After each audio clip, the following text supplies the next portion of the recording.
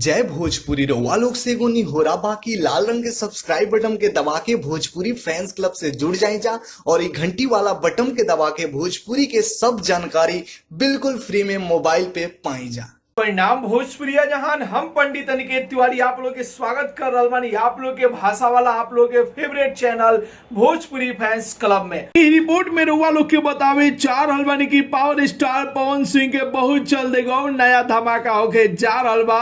जोन गाना में आप लोग के पवन सिंह और चांदनी सिंह के जोड़ी देखे के मिली, जोन गाना के शूटिंग और रिकॉर्डिंग कंप्लीट हो चुकल बा आज, यानी कि आप लोगों गाना सुननी है जब पावर स्टार पवन सिंह के मधुर आवाज में कुंवर वाला डीपी जगह के भोजपुरी दर्शक खूब प्यार दिल बड़े गाना के बहुत जल्द गाना के आप लोग वीडियो देखे के मिली। एक बाद पावर स्टार पवन सिंह के एक और बेहतरीन लोकगीत आ रहा बा, जो लोकगीत में आप लोग के पवन सिंह और चांदनी सिंह के जोड़ी देखे के मिली। और सबसे बढ़िया खबर ई बा भैया कि गाना के रिकॉर्डिंग और शूटिंग दोनों ही कंप्लीट हो गई बा। तो पहले आप लोग के कुंवर वाला डीपी के वीडियो देखे के मिली, ओकरा 3 या 4 दिन बाद पावर स्टार पवन सिंह के ई वाला गाना आई, जो गाना में आप लोग के पवन सिंह और चांदनी सिंह के जोड़ी देखे के मिली। गाना के नाम का कोना यूट्यूब चैनल से रिलीज हुई, कब रिलीज हुई अभी एक कोनो भी जानकारी नहीं खे दिहल गई, बस इतना जानकारी दिहल गई बा कि बड़ा ही बेहतरीन गाना बा, जो गाना दर्शकन के जुबान पा जाई, जो गाना के रिकॉर्डिंग और शूटिंग कंप्लीट हो गई बा। और चांदनी सिंह और पवन सिंह के जोड़ी आप लोग के देखे के मिली। तो भैया आप लोग के रिपोर्ट कैसा लगा, लड़की के पावर स्टार पवन सिंह के गाना के